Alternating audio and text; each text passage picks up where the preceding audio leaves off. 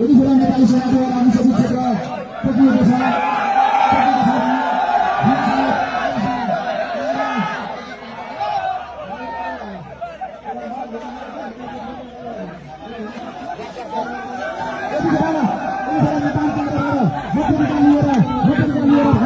अवस्था देख्न सकिन्छ।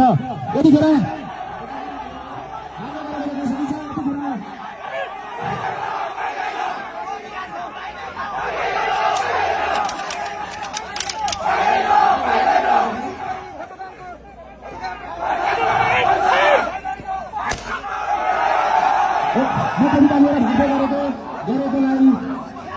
नेपाल प्रहरीद्वारा गोली प्रहार गरेर मतपत्रिका भाग्नेलाई नियन्त्रणमा लिएको छ भने मतपत्रिका सुरक्षित साथ आफ्नो भित्र लिएर आएको देख्न सकिन्छ भन्ने यतिखेर नेपाली सेनाद्वारा भोट नियन्त्रणको लागि आवश्यक दल प्रयोग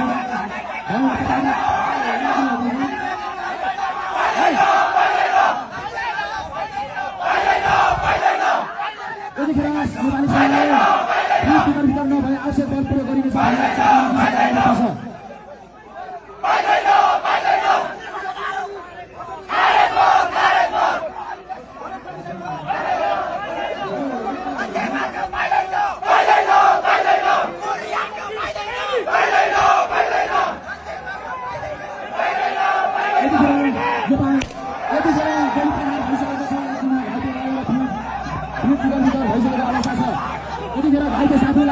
यतिखेर घाइते साथीलाई आफूसँग लिएर जान खोजेको थियो। नेपाली सेना भिडलाई तितर गर्न अगाडि बढिरहेको अवस्था छ भने अन्य सुरक्षाकर्मीहरू नेपाली सेना